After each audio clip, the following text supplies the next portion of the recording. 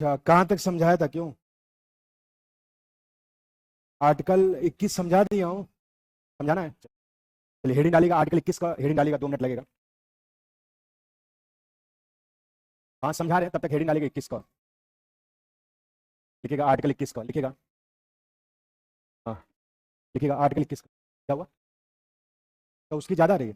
धीरे धीरे मैनेज हो जाएगा। आप क्या करना है, क्लास कहाँ ले जाएंगे आप? क्यों? और कहाँ क्लास चलेगी? हमारा तेज करेंगे तो गूंजने लगेगा, आवाज़ नहीं आएगी। देख लीजिए, मेंटेन कर लीजिए, कोई दिक्कत नहीं। अभी कोई कोई फंक्शन होगा इसलिए। सही आवाज़? तो लिखिएगा इस अनुच्छेद को। चलिए लिखिएगा, कोई बात नहीं, ठीक। इसको खिड़की उड़की बंद कर दीजिए तब तक। क्यों बंद कर दीजिए इसको? देखिए, इस अनुच्छेद को। हाँ, नोट में नहीं, आर्टिकल 21 का हेडिंग डालना। अगली हेडिंग डालेगा आर्टिकल 21 का। लिखिएगा आर्टिकल 21 का, हेडिंग डालेगा आर्टिकल 21 का। लिखिएगा इस अनुच्छेद को।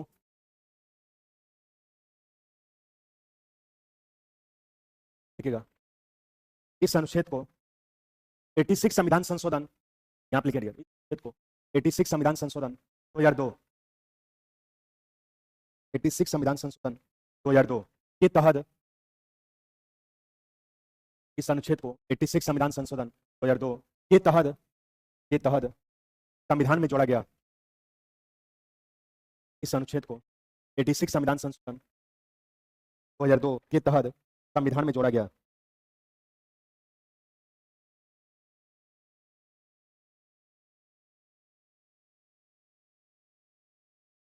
लिखिएगा, लिखिएगा इसके तहत, इसके तहत अगले लाइन से लिखिएगा इसके तहत 6 से लेकर 14 वर्ष के बच्चों को, के तहत 6 से लेकर 14 वर्ष के बच्चों को,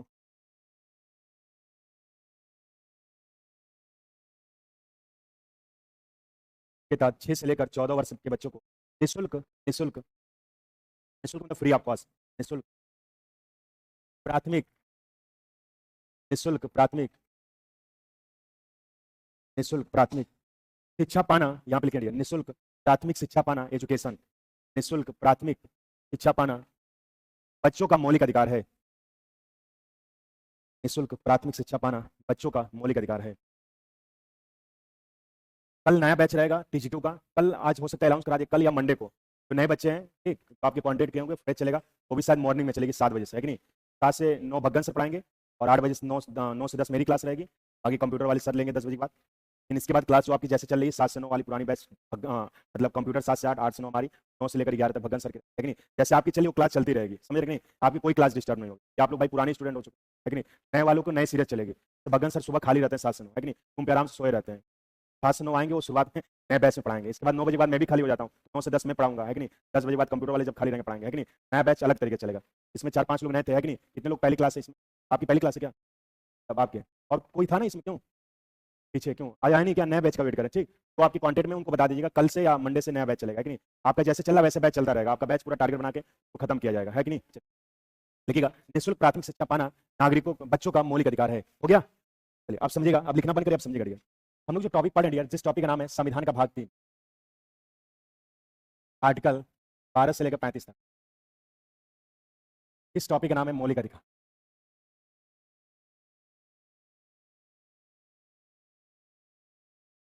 यानी आपको जो टॉपिक पढ़ना है संविधान का भाग 3 पढ़ना, तीसरा चैप्टर, आर्टिकल 12 से 35 तक मौलिक अधिकार के बारे में पढ़ना। मौलिक अधिकार में हम लोगों ने जाना था कि अधिकार है क्या, मौलिक अधिकार किसे कहते हैं, मानवाधिकार क्या है, मौलिक अधिकार मानवाधिकार से कैसे कैसे एग्जाम में प्रश्न बन सकते हैं, इस चीज को हम लोगों ने फाइंड आउट किया था। इसके बाद हम लोग ने आर्टिकल 12 से लेकर 12 में पढ़ा था राज्य की परिभाषा, आर्टिकल 13 में पढ़ा था मौलिक अधिकार से संगत उसका करण करने वाली विधियां। इसके बाद बताया था मूल संविधान में 7 मौलिक अधिकार थे, प्रेजेंट टाइम 6 मौलिक अधिकार। 6 मौलिक अधिकार में एक अधिकार हम लोग पढ़ चुके हैं, जिसका नाम है समानता का अधिकार, 14 से 18 तक। समानता का अधिकार 14 से 18 तक हम लोग पढ़ चुके हैं। 14 से 18 तक में हम लोग ने आर्टिकल 14 जाना था, विधि के समय समानता, भारत में कानून का शासन, कानून सबके लिए कुल समान है, कानून की देवी किसी के साथ भेदभाव नहीं करते। आर्टिकल 15 में जाना था कि राज, धर्म, मूल, वन, जाति, लिंग, जन्म स्थान के आधार पर भेदभाव नहीं करें। आर्टिकल 16 में जाना था सरकारी नौकरियों, अवसर पाने की समानता। आर्टिकल 17 में जाना था अस्पृश्यता के अंत के बारे में, और आर्टिकल 18 में जाना था उपाधियों के अंत के बारे में। और 14 से 18 में हमने आपको एक ट्रिक बताया था, विधि निरोध उपाधि को उस ट्रिक के माध्यम से कैसे आपको 14 से 18 याद करना है कि नहीं। इसके बाद 14 से 18 तक याद करने के बाद मैंने आपको दूसरा अधिकार स्टार्ट किया था, जिसका नाम था समानता का अधिकार, स्वतंत्रता का अधिकार। दूसरा जो अधिकार था, इस अधिकार का नाम था स्वतंत्रता का अधिकार। स्वतंत्रता का अधिकार आर्टिकल 19 से लेकर 22 तक। मैंने बता दिया स्वतंत्रता का अधिकार मतलब फ्रीडम ऑफ राइट्स, कैसे समाज में स्वतंत्रता होनी चाहिए उसके बारे में आप पढ़ोगे 19 से 22 तक। मैंने बता दिया कि यहाँ से भी प्रश्न पूछा जाता है कि स्वतंत्रता का अधिकार कहाँ कहाँ से भी क्या बताओगे 19 से 22 तक, और कुल कितने अनुच्छेद क्या बताओगे 4, है कि नहीं। इसके बाद संविधान का आर्टिकल 19 पढ़ा था कल मैंने आपको, बताया था आर्टिकल 19 में कहा बताया था कि मूल संविधान में 7 प्रकार की स्वतंत्रता थी, जो प्रेजेंट टाइम कितने प्रकार की स्वतंत्रता है 6 प्रकार की स्वतंत्रता। आर्टिकल 19(1)(a) में क्या था 19(b) 19(e) में पूरा कंप्लीट रूप से 1 घंटा बताया था, ट्रिक बताया था कैसे आपको याद करना। इसके बाद बताया था कि आर्टिकल 19 को पंडित जवाहरलाल नेहरू ने आत्मा कहा था, क्या रीजन कारण था इसके बारे में मैंने आपको समझाया, है कि नहीं। इसके बाद आर्टिकल 19 के बाद बताया था आर्टिकल 20 कल, आर्टिकल 20 में बताया था किसी व्यक्ति को तभी अपराधी माना जाएगा जब तक वो परिचित कानून को उल्लंघन किया हो, अदरवाइज उसे अपराधी नहीं माना जाएगा। यानी आर्टिकल 20 के तहत किसी व्यक्ति को तभी अपराधी माना जाएगा जब तक वो कानून का उल्लंघन किया हो, अदरवाइज अपराधी नहीं माना जाएगा। बताया था, कुछ याद आ रहा होगा आप लोगों को। इसके बाद आर्टिकल 20 के बाद आपको आर्टिकल 21 पढ़ना है, तो आज पढ़ना आपको आर्टिकल 21। आर्टिकल 21 में कहा गया प्राण एवं उद्देश्य स्वतंत्र।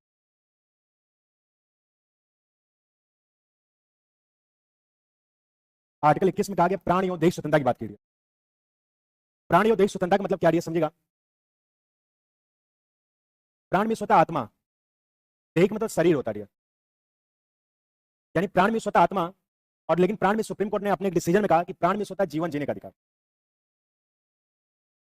यानी कहने का सेंस है कि आर्टिकल 21 में कहा गया प्राण यूं देख स्वतंत्रता, प्राण में स्वतः जीवन जीने का अधिकार, देख मतलब शरीर से। यानी आर्टिकल 21 के तहत हर व्यक्ति को प्राण यूं देख स्वतंत्रता यानी इज्जत के साथ जीने का अधिकार है। यानी वो भारत का नागरिक है, वो भारत के किसी भी राज्य क्षेत्र रहता हो तो उसको सम्मानपूर्ण जीने का अधिकार है, इज्जत के साथ जीने का अधिकार है, गरिमापूर्ण जीने का अधिकार। देख मतलब शरीर से नहीं, हमारे शरीर पे जितनी प्रकार की स्वतंत्रता है सारा आर्टिकल 21 के तहत नहीं थे। कैसे? पहला केस आता है मेनका गांधी वर्सेस भारत संघ, 1978 घटना। मेनका गांधी भारत के रहने वाली थे और इनका विदेश भ्रमण करना मन था, लेकिन वहां पे एयरपोर्ट वाले ने इनको रोक लगा दी। इन्होंने डायरेक्ट भारत सरकार पर एफआईआर किया, कहा कि संविधान का आर्टिकल 14 का था विधि के समय समानता, आर्टिकल 21 का था प्राण एवं उद्देश्य स्वतंत्रता, आर्टिकल 19 का था कि भारत का कोई भी नागरिक भारत के किसी भी राज्य क्षेत्र में कर सकता है, हमें विदेश भ्रमण करने के लिए क्यों रोका जा रहा है। तो मेनका गांधी बनाम वर्सेस भारत संघ में न्यायपालिका ने जजमेंट दिया कि आर्टिकल 21 के तहत विदेश भ्रमण करना नागरिकों का मौलिक अधिकार है। याद आ रही है कि किस आर्टिकल के तहत विदेश भ्रमण करना नागरिकों का मौलिक अधिकार, क्या बताओगे आर्टिकल 21 के तहत। तो आर्टिकल 21 के तहत विदेश भ्रमण करना नागरिकों का मौलिक अधिकार है। अब देखिए डियर, आर्टिकल 21 के तहत यानी कि एक मैटर आता है एमसी मेहता बना भारत संघ, 1987 घटना है। तो एमसी मेहता थे, वो बहुत पर्यावरणविद थे, यानी पर्यावरण के बहुत जानकार थे, लेकिन जहां रहते थे ना उनको स्वस्थ पानी मिलता था ना स्वस्थ हवा मिलता था। इन्होंने डायरेक्ट भारत सरकार पर एफआईआर कर दिया हमारा संविधान कैसा है, जबकि आर्टिकल 14 का था विधिक समय समानता, आर्टिकल 21 का था प्राण एवं उद्देश्य स्वतंत्रता, हमारे संविधान का आर्टिकल 15 का था राज धर्म मूल जाति लिंग के आधार पर भेदभाव नहीं करेगा, आर्टिकल 21 हमें जीने के अधिकार दे रहे। लेकिन हमारे देश में ना स्वस्थ पर्यावरण मिल पा रहा है ना स्वस्थ हवा मिल पा रहा है, हमारा पर्यावरण ही दूषित होता है। तो एमसी मेहता बना भारत संघ के न्यायपालिका ने जजमेंट किया और एमसी मेहता बना भारत संघ के न्यायपालिका ने कहा कि स्वस्थ पर्यावरण पाना नागरिकों का आर्टिकल 21 के तहत मौलिक अधिकार है। पूछा जाता है कि किस आर्टिकल के तहत स्वस्थ पर्यावरण पाना नागरिकों का मौलिक अधिकार, क्या बताओगे आर्टिकल 21 तक। आप देखिए यार, परमानंद कटारा वर्सेस भारत संघ। ये परमानंद कटारा जो थे भारत के नागरिक थे, और परमानंद कटारा बड़े हेल्पिंग नेचर था, बड़े सहयोगी थे, हर दूसरे के अंतर्गत लोग हेल्प करते थे। और परमानंद कटारा जो समाज सोसाइटी से बहुत जुड़े हुए थे। परमानंद कटारा बैंक के क्लर्क में जॉब करते थे, गवर्नमेंट की जॉब थी इनके। और एक बार क्या हुआ, परमानंद कटारा को लेट हो गया, इनकी पुरानी स्कूटर थी, स्कूटर से जा रहे थे, परमानंद कटारा को पीछे एक अज्ञात ट्रक वाला हाईवे पे ट्रक से धक्का मार दिया और परमानंद कटारा रोड पे गिर गए, जिससे इनके सिर पे चोट लगने से काफी ब्लड गिरने लगा। वहां पे लोग ट्रके आते जाते रहे, लोग देखते रहे, लेकिन परमानंद कटारा कोई हेल्प करने वाला नहीं था। पुलिस पहुंचती है कुछ घंटे बाद और परमानंद कटारा को पहले हॉस्पिटल में ले जाकर पहले जांच कर रही है कि परमानंद कटारा किस अवस्था में है, कैसे हुए, कौन अज्ञात ट्रक वाला मारा। और कुछ घंटे बाद परमानंद कटारा को हॉस्पिटल में भर्ती करा गया और परमानंद कटारा को सही टाइम से न ले जाने के कारण, सिर पे काफी चोट लगने के कारण, ब्लड सिर से चोट गिरने के कारण परमानंद कटारा हमेशा के लिए परम नींद में सो गए। तो घर वालों को पता चला, इन्होंने डायरेक्ट भारत सरकार पर एफआईआर किया। उन्होंने कहा अगर परमानंद कटारा को अगर सही समय पे अगर हॉस्पिटल में ले जाता, अगर पुलिस कानूनी कार्रवाई नहीं करती, अगर तो आज परमानंद कटारा हमारे और आपके बीच होते। परमानंद कटारा के मामले में भारत संघ न्यायपालिका ने जजमेंट कहा कि आर्टिकल 21 के तहत निःशुल्क प्राथमिक चिकित्सा पाना नागरिकों का मौलिक अधिकार है। अगर किसी व्यक्ति का अगर एक्सीडेंट हो जाता है, किसी व्यक्ति को चोटिल हो जाता है, तो व्यक्ति को पहले सबसे पहले हॉस्पिटल में उसकी जान की रक्षा की जाएगी। अगर कोई भी व्यक्ति किसी की हेल्प करता है, एक्सीडेंट वगैरह में कुछ भी जान बचाता है, तो उससे व्यक्ति से पुलिस पूछताछ नहीं करेगी, उस व्यक्ति को सम्मान करेगी। क्योंकि आर्टिकल 21 में कहा गया जीवन के अधिकार की बात की गई, न कि हमारे संविधान के अंतर्गत जीने के अधिकार को ही सम्मिलित किया गया। तो पूछा जाता है किस आर्टिकल के तहत निःशुल्क प्राथमिक चिकित्सा पाना नागरिकों का मौलिक अधिकार, क्या बताओगे आर्टिकल 21 तक। आर्टिकल 21 तक कहा गया कि अपने मनपसंद का विवाह करना नागरिकों का मौलिक अधिकार है। जैसे लव मैरिज करते हैं, देखते हैं लड़का अलग कास्ट का होता है, लड़की अलग कास्ट का होता है, तो अपने अंतर्गत विचार शादी कर दे, जैसे कोर्ट मैरिज करते हैं, तो आर्टिकल 21 में अपने मनपसंद का विवाह करना भी आर्टिकल 21 के तहत क्या है, मौलिक अधिकार। आप देखेंगे आर्टिकल 21 के तहत निजता का अधिकार, निजता का मतलब प्राइवेसी, यानी किसी के पर्सनल लाइफ में ताक झाक नहीं किया जाएगा। जैसे कुछ लोग होते हैं कहते हैं कि आप हमारे पर्सनल लाइफ में ताक झाक कर रहे हैं, तो हमारे किसी पर्सनल लाइफ में ताक झाक नहीं कर सकते, क्योंकि आर्टिकल 21 के तहत निजता का अधिकार भी मौलिक अधिकार है। तो पूछा जाता है किस आर्टिकल में निजता का अधिकार मौलिक अधिकार, क्या बताओगे, आर्टिकल 21। आप देखेंगे आर्टिकल 21 के तहत निजता का अधिकार मौलिक अधिकार है। आर्टिकल 21 के तहत सार्वजनिक स्तर पर किसी व्यक्ति को फांसी नहीं दिया जाएगा। आर्टिकल 21 के तहत किसी व्यक्ति का कत्ल नहीं किया जाएगा। और आर्टिकल 21 के तहत भोजन एवं आश्रम पाना नागरिकों का मौलिक अधिकार है, यानी किसी व्यक्ति को भोजन खाना भी खिलाया जाएगा, उसका सेवा भी किया जाएगा। आर्टिकल 21 के तहत मौलिक अधिकार है, कोई व्यक्ति भूखमरे कंडीशन में मर नहीं सकता। आर्टिकल 21 के तहत आप देखेंगे सार्वजनिक स्थल पर किसी व्यक्ति को फांसी नहीं दिया जाएगा। आर्टिकल 21 के तहत आप देखेंगे धूम्रपान करना आर्टिकल 21 का उल्लंघन माना जाएगा। तो आर्टिकल 21 में बहुत से राइट्स अधिकार दिए गए हैं। आर्टिकल 21 का जो सेंस है प्राण एवं देह स्वतंत्रता का मतलब प्राण में स्वतः जीवन जीने का अधिकार, देह मतलब शरीर से, यानी हमारे शरीर में जितनी प्रकार की स्वतंत्रता है सारा आर्टिकल 21 के तहत नहीं है। अगर मान लीजिए कुछ ऐसा राइट्स अधिकार दे दे जो आपको ना लगे, उसने आर्टिकल 21 दिया है, तो आप आर्टिकल 21 को क्लिक कर देना, क्योंकि हमारी शरीर में जितनी भी प्रकार की स्वतंत्रता है सारा क्या है, आर्टिकल 21 से है। डॉक्टर भीमराव अम्बेडकर कहते हैं कि आर्टिकल 32 भारतीय संविधान की आत्मा है। पंडित जवाहरलाल नेहरू कहते हैं आर्टिकल 19 भारतीय संविधान की आत्मा है। और मुझे आत्मा कहना हो तो आर्टिकल 21 को कह सकते हैं, क्योंकि हमारे जीवन जीने के अधिकार के राइट्स को यानी उस चीज को कैप्चर किया गया। ये बात समझ में आई? प्रश्न बनेगा किस आर्टिकल में प्राणी और स्वतंत्रता की बात की गई है?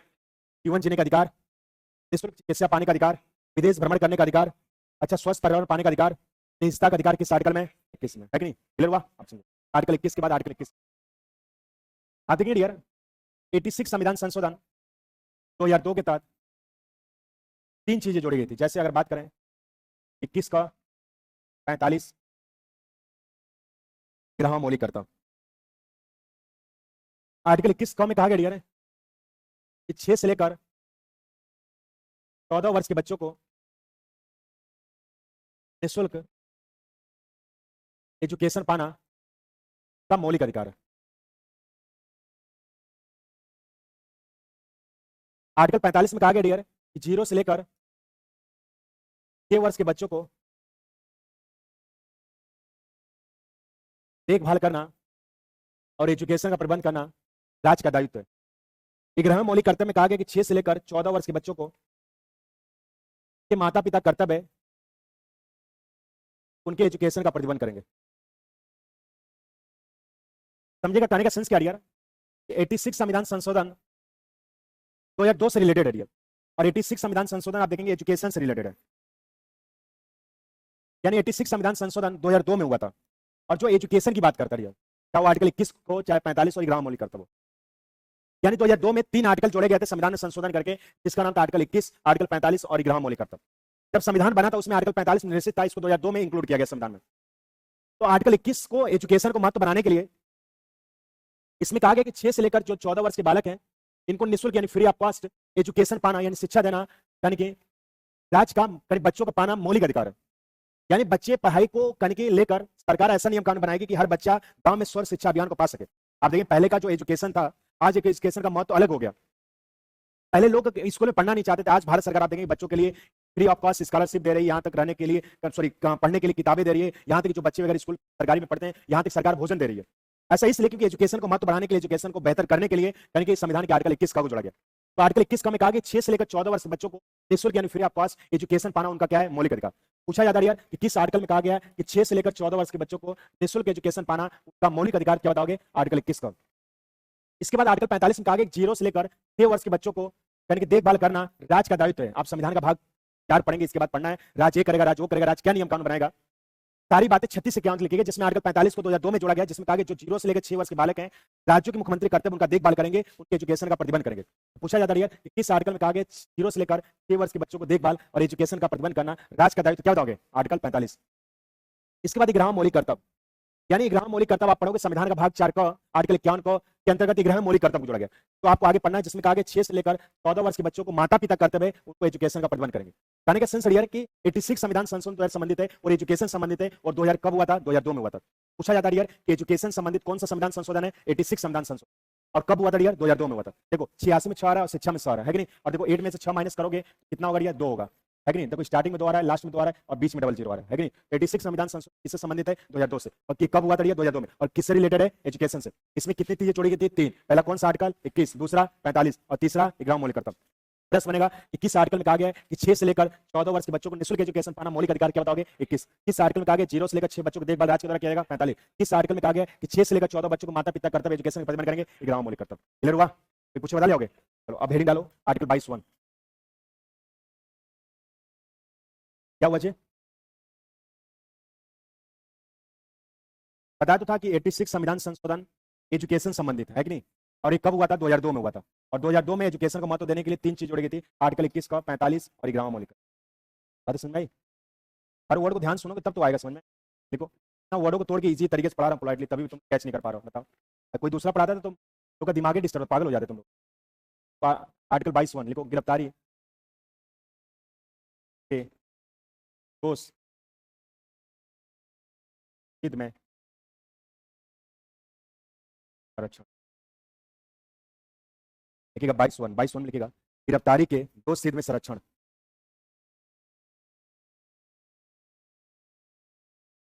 22(1) में लिखिएगा गिरफ्तारी के दोष। लिखिएगा लिखिएगा लिखिएगा इसके तहत गिरफ्तारी के दोष सिद्ध सिद्ध सिद्ध, ऐसे लिखिए, आदत है सिद्ध में संरक्षण। लिखिएगा इसके तहत किसी व्यक्ति को के तहत किसी व्यक्ति को के तहत किसी व्यक्ति को के तहत किसी व्यक्ति को बिना कारण बताए के तहत किसी व्यक्ति को बिना कारण बताए गिरफ्तार नहीं किया जाएगा। के तहत किसी व्यक्ति को बिना कारण बताए गिरफ्तार नहीं किया जाएगा। नेक्स्ट लाइन लिखिएगा यदि यदि गिरफ्तार किया जाता है तो यदि गिरफ्तार किया जाता है तो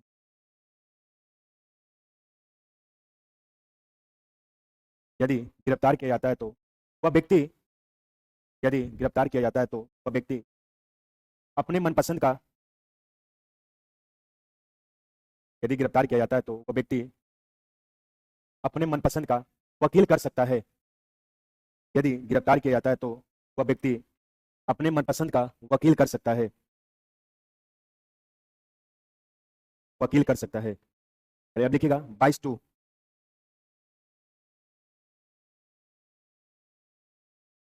लिखिएगा 22(2) में लिखिएगा इसके तहत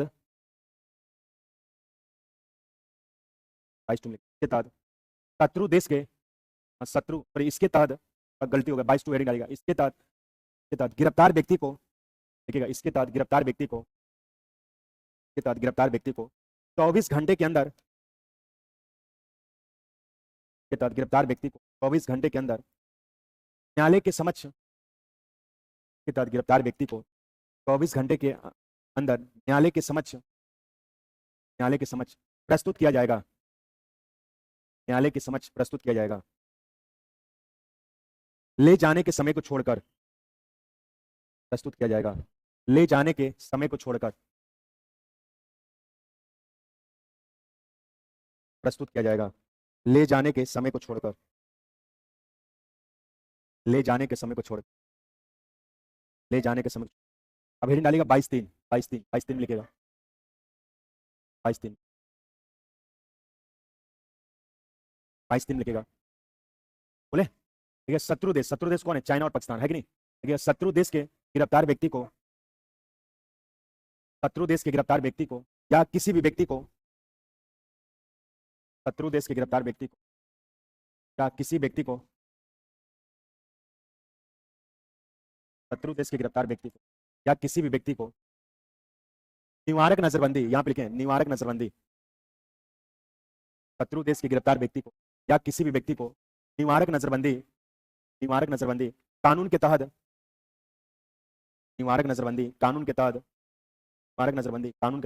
यदि गिरफ्तार किया जाता है तो निवारक नजरबंदी कानून के तहत यदि गिरफ्तार किया जाता है तो निवारक नजरबंदी कानून के तहत यदि गिरफ्तार किया जाता है तो आर्टिकल 22(1) तथा 22(2) गिरफ्तार किया जाता है तो आर्टिकल 22(1) तथा 22(2) का संरक्षण प्राप्त नहीं होगा। आर्टिकल 22(1) तथा 22(2) का संरक्षण प्राप्त नहीं होगा। आर्टिकल 22(1) तथा 22(2) का संरक्षण प्राप्त नहीं होगा। हो गया डियर? अब हेडिंग डालिएगा निवारक नजरबंदी कानून। निवारक नजरबंदी कानून क्या? निवारक नजरबंदी कानून लिखिएगा।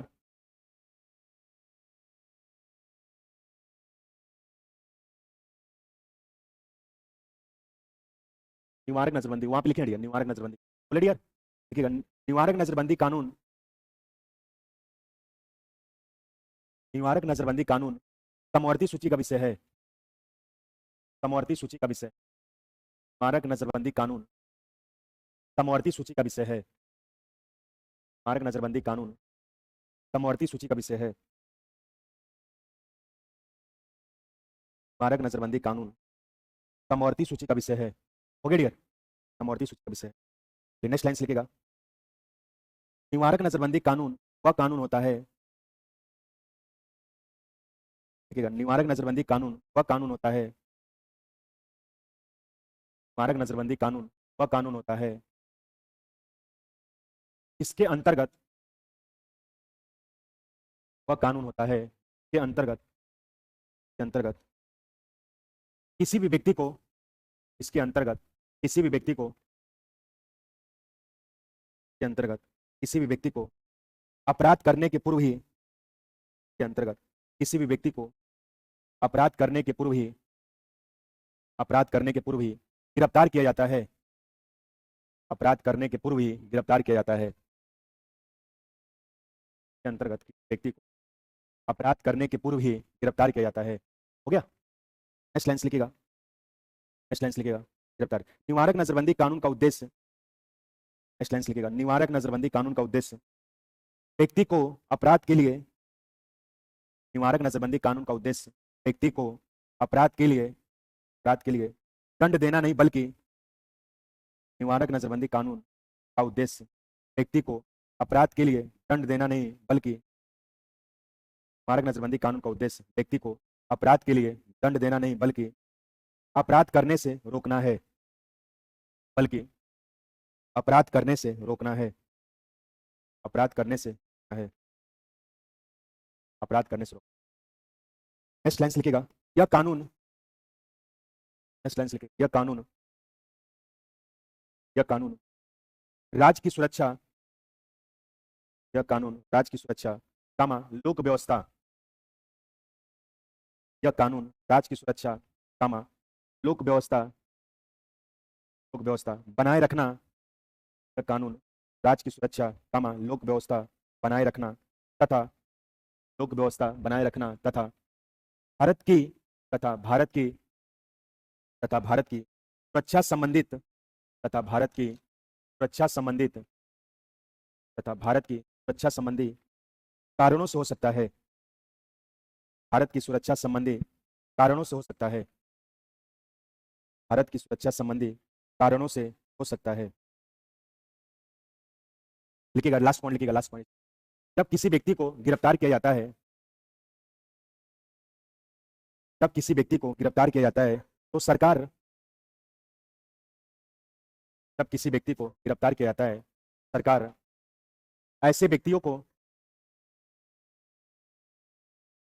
जब किसी व्यक्ति को गिरफ्तार किया जाता है सरकार ऐसे व्यक्तियों को 3 महीने तक, 3 मंथ, सरकार ऐसे व्यक्तियों को 3 मंथ, 3 मंथ, 3 महीने तक अपने पास में रखती है।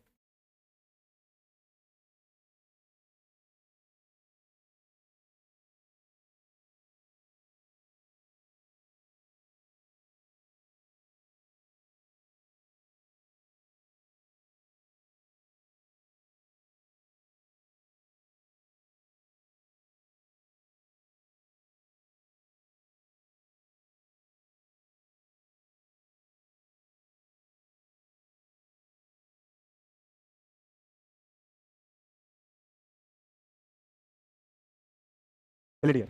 लिखिएगा तो 3 महीने तक सरकार, लिखिएगा मतलब तुम लोग को 2 मिनट मिलेगा बात करना शुरू कर दो, तो लिखो जी 3 महीने तक सरकार, तो ऐसे व्यक्तियों को सरकार 3 महीने तक अपने पास में रखती है। सरकार ऐसे व्यक्तियों को 3 महीने तक अपने पास में रखती है। हो गया? आप समझो डियर, तब लिखना। चलिए डियर, ध्यान दीजिएगा डियर, आर्टिकल हम लोग ने 19 पढ़ चुके हैं, 20 भी पढ़ चुके हैं, 21 भी पढ़ चुके हैं और 22 पढ़ रहे हैं डियर, है कि नहीं? अब समझिएगा 22 है क्या डियर, समझिएगा 22(1) में क्या कहा गया, समझिएगा 22(1) में कहा गया गिरफ्तारी के दोष सिद्ध में संरक्षण। इसका मतलब क्या डियर, समझिएगा गिरफ्तारी के दोष से संरक्षण। गिरफ्तारी के दोष सिद्ध में संरक्षण का मतलब होता है डियर कि किसी व्यक्ति को बिना कारण बताए गिरफ्तार नहीं किया जाएगा। वर्ड को समझिएगा, गिरफ्तारी के दोष, कैसे आप गिरफ्तारी से बचेंगे, कैसे आप निर्दोष कहे जाएंगे, उसी के बारे में आपको पढ़ना डियर। तो गिरफ्तारी के दोष संरक्षण का मतलब होता है किसी व्यक्ति को बिना कारण बताए पुलिस गिरफ्तार नहीं कर सकती। अगर गिरफ्तार करती है तो आर्टिकल 22(1) का क्या माना जाएगा, उल्लंघन माना जाएगा। पिक्चर वगैरह देखे होगे आप, हीरो और गुंडा डायलॉग मारता है कि नहीं, हमने क्या कारण किया है जो आप हमें गिरफ्तार करना है, वो अलग से डायलॉग नहीं मारता, आर्टिकल 22(1) का डायलॉग मारता है कि नहीं। आप देखें जब लालू जी को पुलिस गिरफ्तार करने आई थी, लालू जी भी यही डायलॉग मारते, हमने क्या कारण किया जो आप गिरफ्तार किया, बताएगा कि आपने कहा कि आने वाले समय बिहार की रोड ऐसे रहेगी जैसे मालिनी की गाल है कि नहीं, इसलिए आपको पुलिस गिरफ्तार करने आई थी, है कि नहीं। 22(1) में ही कहा गया कि गिरफ्तारी के दोष में सुरक्षा का मतलब बताए किसी व्यक्ति को बिना कारण बताए गिरफ्तार नहीं किया जाएगा। अगर गिरफ्तार किया जाता है तो आर्टिकल 22(1) का क्या माना जाएगा, उल्लंघन माना जाएगा। इसके बाद आर्टिकल 22(1) के बाद कहा गया 22(2), कहा गया 22(2) में कि गिरफ्तार व्यक्ति को 24 घंटे के अंदर न्यायालय के समक्ष प्रस्तुत करना मस्ट है, लेकिन ले जाने के समय को छोड़कर। यानी किसी भी व्यक्ति को गिरफ्तार किया जाता है तो उस व्यक्ति को चाहे निर्दोष है चाहे दोष हो, केवल पुलिस कितने घंटे तक अपने पास में रख सकती है, 24 घंटे पर। यानी मान लीजिए कोई आपने अपराध कर दिया, कोई आपके खिलाफ FIR कर दे, पुलिस आपको गिरफ्तार कर दे, पुलिस का जो ड्यूटीज कर्तव्य हो गया केवल 24 घंटे तक ही रख सकते हैं, 24 घंटे ज्यादा नहीं रख सकती। अगर 24 घंटे से ज्यादा रखती है तो हमारे संविधान के 22(1) का उल्लंघन माना जाएगा। 24 घंटे बाद आपको बाइज्जत बरी कर देगी, ये सुनवाई न्यायालय यानी जजमेंट करेगा। क्या याद है कि गिरफ्तार व्यक्ति को कितने घंटे के अंतर्गत मजिस्ट्रेट के समक्ष प्रस्तुत करना मस्ट, क्या बताओगे, 24 घंटे के अंदर। ऑप्शन दिया 24, 48, 36, नाना, क्या बताओगे, 24 घंटे। इसके बाद 22(3) में कहा गया डियर आर्टिकल अगर किस शत्रु देश के, हमारे कहा गया डियर 22(3) में कि शत्रु देश के, 22(3) में कहा गया शत्रु देश के या किसी भी व्यक्ति को, शत्रु देश के या किसी भी व्यक्ति को अगर निवारक नजरबंदी कानून के तहत गिरफ्तार किया जाता है तो आर्टिकल 22(1) और 22(2) का संरक्षण प्राप्त नहीं होगा। समझेगा, शत्रु देश यानी चाइना शत्रु देश से पाकिस्तान है, अगर वहां के देश के लोग आते हैं या किसी व्यक्ति को अगर निवारक नजरबंदी कानून के तहत गिरफ्तार किया जाता है तो 22(1) और 22(2) का संरक्षण प्राप्त नहीं होगा। इसका मतलब क्या डियर, कहने का सेंस है, समझेगा, कहने का सेंस है कि निवारक नजरबंदी कानून क्या होता है, इस चीज को समझेगा। निवारक नजरबंदी कानून वह कानून होता है जब किसी भी व्यक्ति को कोई बड़ा अपराध करे, पुलिस बिना कारण बताए उस व्यक्ति को अपराध करने से पूर्व ही रोक ले, ऐसे तो हम निवारक नजरबंदी कानून करते हैं। निवारक नजरबंदी कानून का उद्देश्य देश की राष्ट्रीय एकता अखंडता को मजबूत बनाए रखना। निवारक नजरबंदी कानून का उद्देश्य है कि व्यक्ति को गलती करने के पहले अपराध करना। अगर किसी व्यक्ति को निवारक नजरबंदी कानून के तहत गिरफ्तार किया जाता है तो ऐसे व्यक्ति को पुलिस 3 महीने तक अपने पास जांच की पड़ताल में रखती है। जैसे एग्जांपल आप समझेंगे तब समझ में। चलिए आप खड़े हो जाइए, पीछे खड़े हो जाइए, आप यहाँ, चलिए आप ही खड़े हो जाइए। क्या नाम है आपका? सर्वेश, बैठिए। कहाँ के रहने वाले सर्वेश जी आप? बाराबंकी के, बैठिए। जैसे मान लीजिए सर्वेश है, कोई शत्रु देश या कोई देश का ही व्यक्ति सर्वेश से कहे कि हम आपको 4 करोड़ रुपया देंगे। भाई 4 करोड़ रुपया बहुत होता है। अगर एक व्यक्ति गवर्नमेंट जॉब करता है तो नियर अबाउट 2 से 3 करोड़ ही कमा पाता है या 2 करोड़ कमाता है। मतलब चीजें बता रहे हैं आपको, मत कमाइए आप, उसमें अलग है, ठीक। आप पढ़वे ना करिए, उसके लिए क्या किया जाए, आप गधे रहिए, उसके लिए क्या किया जाए, गलत करे। मान लीजिए 2 करोड़ ना कमा पाता तो 1 करोड़ तो कमाई लेगा, है कि नहीं। 1 करोड़ रुपया में बड़ी जिम्मेवारी होती है, उसमें आप देखेंगे यानी कि परिवार को लेकर चलना, अगर शादी हो जाती, 2-3 बच्चे हो जाते, उनको पढ़ाना, शादी करना, कहीं जमीन लेना, पूरी लाइफ चली जाती। सर्वेश जी को 4 करोड़ रुपया मिला, बड़ा खुश हो गए, चलो यार 4 करोड़ रुपया मौत है। इन्होंने कहा कि आपको एक काम ऐसा करना है तो कहने कि भारत के अंतर्गत संविधान के विरुद्ध हो, यानी आपको आतंकवादी हमले करना है। और शत्रु देश कहा कि आपको 2 करोड़ रुपया एडवांस दिया जाए और काम होने के बाद 2 करोड़ दिया जाएगा। इन्होंने सोचा यार 4 करोड़ रुपया रहेगा, चलो छोटा सा काम हम कर देते हैं। इन्होंने कदम को बढ़ा दिया, कहा कि भारत के अंदर गैदरिंग होती, दिवाली हुआ, होली हुआ, स्टेशनों पर बहुत गैदरिंग होती, चर्चित स्टेशन, वहां पे आपको बम विस्फोट करना है, हम आपको बताएंगे।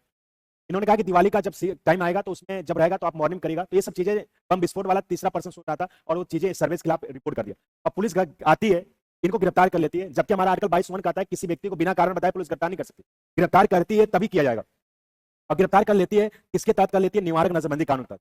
और जांच पड़ताल करती है तो पता चलता है कि शत्रु देश के साथ मिलकर विस्फोट करने वाले हैं, इनको इस कंडीशन में आजीवन कारावास हो सकता है, फांसी की सजा कर सकती है। अगर मान लीजिए गलत रिपोर्ट कोई दिया है, सर्विस सही है, तो इनको 3 महीने तक जांच तक रखेगी, 3 महीने के बाद सरकार बाइज्जत बरी कर देगी। तो निवारक नजरबंदी कानून का मतलब ये होता है कोई व्यक्ति बड़ा अपराध करने जा रहा है जो संविधान के विरुद्ध हो, तो निवारक नजरबंदी के तहत अगर गिरफ्तार किया जाता है तो कहीं क्या देखेंगे 22(1) 22(2) का संरक्षण का निवारक नजरबंदी समवर्ती सूची का विषय, इस पे केंद्र भी नियम कानून बना सकता है, राज्य नियम कानून बन सकता है। जैसे पोटा कानून आया, रासुका कानून आया, मीसा कानून आया, इसमें बाबा जी का रासुका कानून चला तो पेपर आउट कर देगा, सरकार की संपत्ति कर देगा, बाबा जी को बुलडोजर जाएगा, संपत्ति को उठा देगा, है कि नहीं। तो यही सब इसी से रिलेटेड बने हुए निवारक नजरबंदी कानून था और निवारक नजरबंदी समवर्ती सूची का विषय। तो प्रश्न पूछा जाता है यार किस आर्टिकल में कहा गया किसी व्यक्ति को बिना कारण बताए पुलिस गिरफ्तार नहीं कर सकती, क्या बताओगे 22(1) और गिरफ्तार व्यक्ति को कितने घंटे प्रस्तुत करना मस्ट है 24 घंटे और निवारक नजरबंदी की सूची का विषय समवर्ती सूची।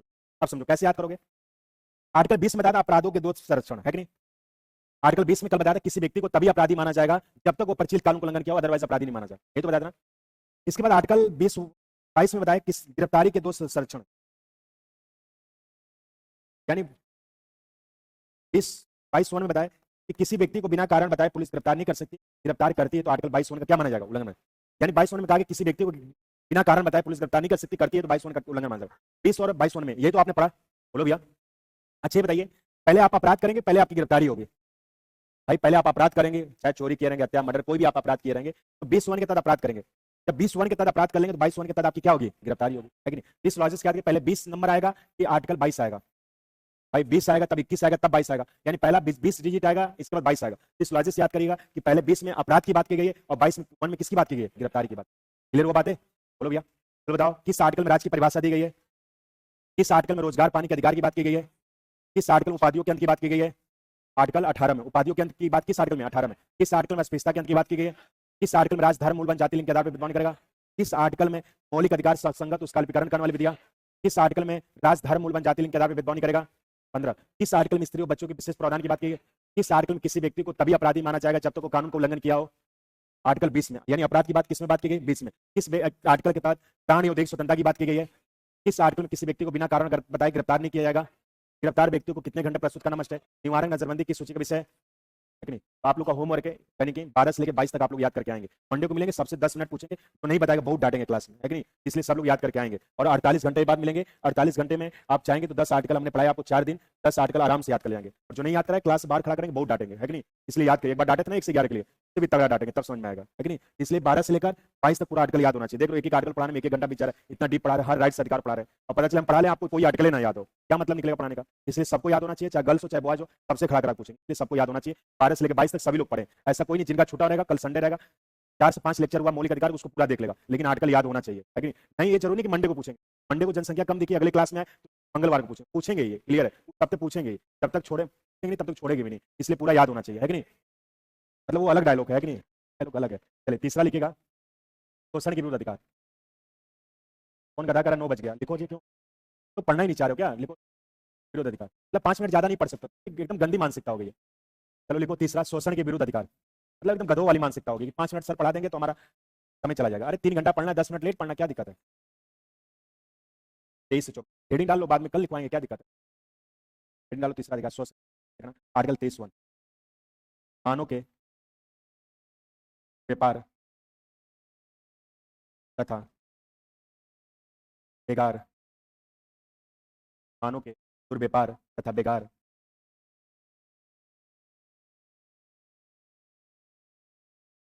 तथा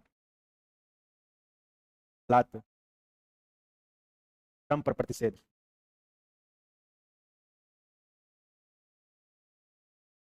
मानव के दुर्व्यापार मतलब बिजनेस करना, बेगार मतलब किसी से काम कराना उसके साथ उचित चले, लात श्रम का मतलब फोर्स तरीके से जबरदस्ती तरीके। हेडिंग डाल के छोड़ दीजिएगा, बाकी कल पढ़ेंगे। मानव के दुर्व्यापार तथा बेगार तथा